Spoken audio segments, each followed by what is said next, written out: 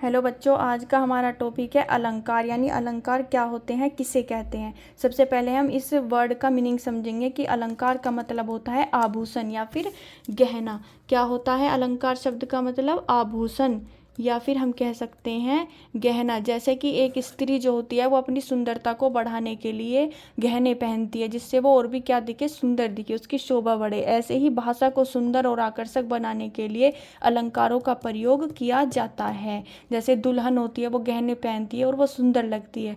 ऐसे ही जब काव्य में, भाषा में अलंकार प्रयोग कर दिए जाते हैं तो उसकी शोभा बढ़ जाती है। किसकी? काव्य की और भाषा की। तो अर्थात इसका मतलब क्या हुआ कि भाषा को सुंदर, प्रभावशाली और आकर्षक बनाने के लिए हम अलंकार का यूज करते हैं, उनका प्रयोग करते हैं। अलंग का यहाँ पर मतलब है आभूषण और कार का मतलब होता है करने वाला। तो इस शब्द का और हमने मतलब समझ लिया और परिभाषा में इसके भेद। तो भेद होता है इसका शब्द अलंकार, अर्थ अलंकार और उभय अलंकार, तीन तरह के। सबसे पहले है शब्द अलंकार। देखेंगे शब्द अलंकार क्या होता है। इसमें भी टाइप्स होते हैं। पहला है अनुप्रास अलंकार। अनुप्रास अलंकार होता है जब किसी वर्ण की या अक्षर की बार बार आवृत्ति हो, पुनरावृत्ति हो। ध्यान देंगे कि जब अक्षर की हो, पूरे शब्द की नहीं, किसी वर्ण की। जैसे कि एक एग्जाम्पल हम जो बोलते हैं कि चंदू के चाचा ने चंदू की चाची को। तो इसमें क्या है कि एक वर्ड है एक अक्षर है, इसमें वर्ण है च, एक लेटर है च। उसकी जो वो बार बार आ रहा है, चंदू में आ रहा है, चाची में फिर च आ रहा है, चांदनी में फिर आ रहा है, फिर चांदी में फिर च आ रहा है। वर्ण एक ही है लेकिन वो बार बार रिपीट हो रहा है। क्या हो रहा है? बार बार रिपीट हो रहा है। तो ये हम समझे कि अनुप्रास अलंकार में क्या होगा कि जब किसी वाक्य में वर्ण की क्या होगी, वर्ण या हम कह सकते हैं अक्षर की पुनरावृत्ति होगी, वहाँ पर कौन सा अलंकार होगा? वहाँ पर अनुप्रास अलंकार होगा। जैसे कि एक एग्जाम्पल लिया हमने, चंचल चितवन चुरा ले गई। एक एग्जाम्पल है चंचल चितवन चुरा ले गई। ये देखिए इसमें यहाँ पे च आ रहा है, फिर से च आ रहा है, फिर से च आ रहा है। यहाँ पर ये जो वर्ण है किसकी आवृत्ति हो रही है? वर्ण की, अक्षर की, शब्द की नहीं। अक्षर की जब बार बार अक्षर रिपीट हो रहा है। जैसे मैं बोल दूं कि रिमझिम, मैंने बोला रिमझिम रिमझिम बरसे सावन, रिमझिम रिमझिम बरसे सावन, मैंने एक ये लाइन बोली। अब देखो यहाँ पर रे आ रहा है रिमझिम में, फिर दोबारा रे रिपीट हो रहा है। तो यहाँ पर रे एक से ज़्यादा बार आ रहा है, बार बार रिपीट हो रहा है, दोबारा आ रहा है। तो यहाँ पर कौन सा अलंकार है? इस वाक्य में कौन सा अलंकार है? इस वाक्य में अनुप्रास अलंकार है, क्योंकि वहाँ पर एक ही अक्षर बार बार सुनाई दे रहा है। जैसे कि इसमें च जो है वो बार बार सुनाई दे रहा था, इसलिए यहाँ पर भी रे बार बार सुनाई दे रहा है, जिसकी वजह से इस वाक्य में अनुप्रास अलंकार है। किसी वर्ण की ध्वनि बार बार सुनाई जब देती है किसी अक्षर की, वहाँ पर होता है यह अलंकार। दूसरा है हमारा यमक अलंकार। यमक का मतलब होता है जोड़ा। क्या होता है? जोड़ा। या फिर हम कह सकते हैं दोहराव। इसमें भी रिपीटिशन तो इसमें भी होगा, लेकिन इसमें रिपीटिशन होगा बार बार शब्द का, पूरे वर्ड का। किसका होगा? शब्द का दोहराव होगा। यानी यहाँ पर क्या हो रहा था? अनुप्रास में हो रहा था लेटर, एक अक्षर, लेकिन यहाँ पर पूरा वर्ड रिपीट होगा। लेकिन यहाँ पर जब अक्षर रिपीट हो रहा था तो उसके अर्थ में बदलाव नहीं आ रहा था। लेकिन यहाँ पर जब शब्द का दोहराव होगा, शब्द का जब जोड़ा आएगा, एक बार आ गया फिर दोबारा आ गया, तो उनमें दोनों में ही क्या होगा? अर्थ अलग अलग होगा।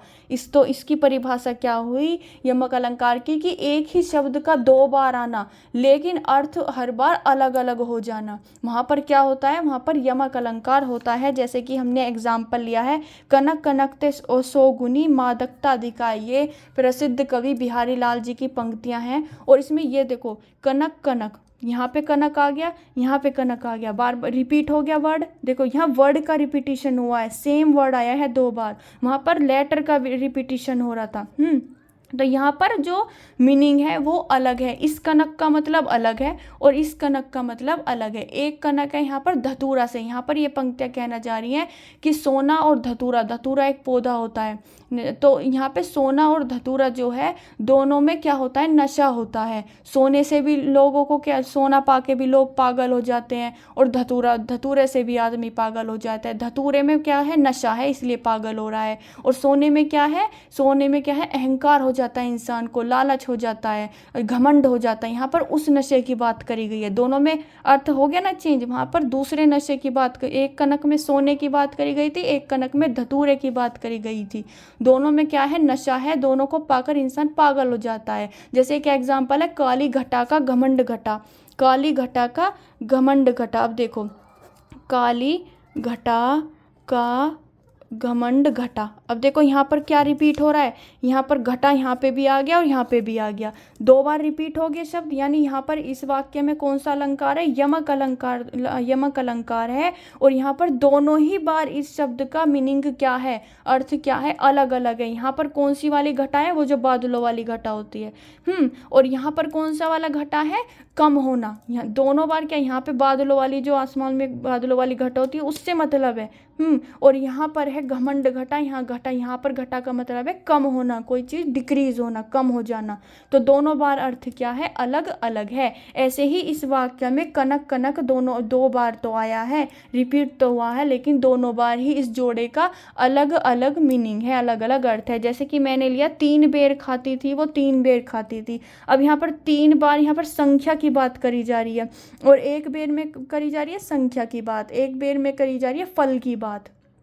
तो दोनों बार यहाँ पर बेर और बेर 2 बार रिपीट हो गया, जोड़ा आ गया, जोड़े की बात करी गई, लेकिन दोनों ही बार क्या है, अर्थ अलग अलग होगा। तो हमने जो पढ़ा, हम उसे एक डिफरेंस टेबल से छोटी सी से ये समझ लेते हैं कि इसमें क्या होगा, इसमें क्या होगी, वर्ण की आवृत्ति। क्या होगी, वर्ण की आवृत्ति या पुनरावृत्ति।